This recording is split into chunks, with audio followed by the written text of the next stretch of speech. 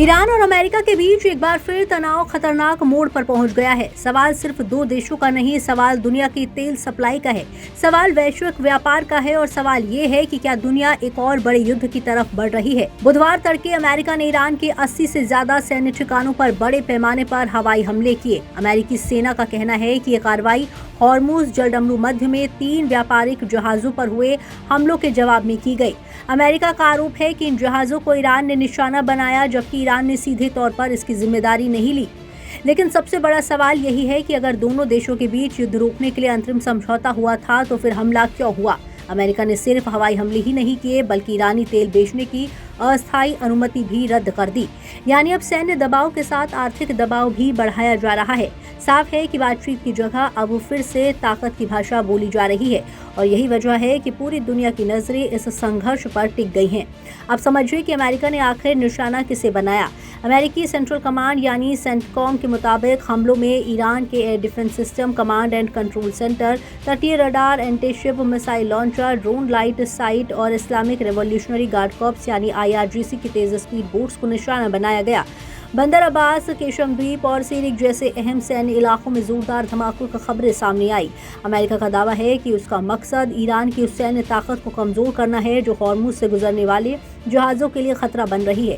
लेकिन यहाँ एक और सवाल खड़ा होता है, क्या सिर्फ सैन्य ठिकानों पर हमला करके समुद्री सुरक्षा सुनिश्चित हो जाएगी या फिर इससे ईरान और ज्यादा आक्रामक हो जाएगा। ईरान के विदेश मंत्रालय ने अमेरिका की कार्रवाई को समझौते का उल्लंघन बताया है और चेतावनी दी है कि इसके परिणामों की जिम्मेदारी अमेरिका की होगी। यानी अब दोनों देशों के बयान बता रहे हैं कि तनाव कम होने के बजाय और बढ़ सकता है।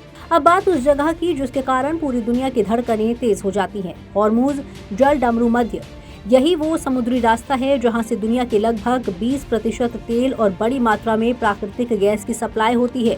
यानी दुनिया में हर 5 में से एक तेल का जहाज इसी रास्ते से गुजरता है। अगर यहाँ तनाव बढ़ता है तो असर सिर्फ ईरान या अमेरिका पर नहीं पड़ता बल्कि एशिया, यूरोप और दुनिया की पूरी अर्थव्यवस्था पर पड़ता है। ब्रिटेन की समुद्री सुरक्षा एजेंसी के मुताबिक तीनों जहाजों पर हमले ओमान और संयुक्त अरब अमीरात के तट के पास हुए। एक टैंकर में आग लग गई जबकि 2 अन्य जहाज भी क्षतिग्रस्त हुए हैं। इसके बाद संयुक्त समुद्री सूचना केंद्र यानी JMIC ने खतरे का स्तर बढ़ाकर सीवियर कर दिया है। इसका मतलब है कि अब इस समुद्री रास्ते से गुजरने वाले हर जहाज को अतिरिक्त सुरक्षा और सतर्कता की जरूरत होगी। अगर हालात और बिगड़ते हैं तो तेल की कीमतें बढ़ सकती हैं, माल ढुलाई महंगी हो सकती है और दुनिया भर में महंगाई पर भी असर पड़ सकता है।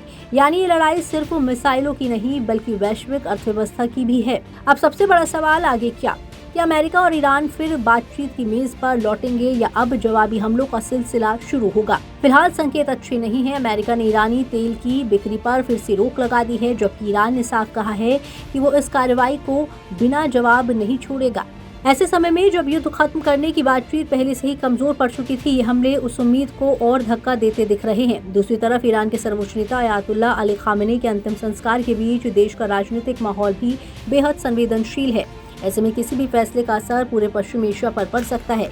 सवाल सिर्फ ये नहीं कि अगला हमला कौन करेगा, असली सवाल ये है कि क्या दुनिया फिर उस दौर में पहुंच रही है जहां बातचीत की जगह बम और मिसाइलें फैसला करेंगी। क्योंकि अगर हॉर्मुज में तनाव लगातार बढ़ता रहा तो इसकी कीमत सिर्फ ईरान और अमेरिका नहीं बल्कि पूरी दुनिया को चुकानी पड़ सकती है। ब्यूरो रिपोर्ट, जी मीडिया।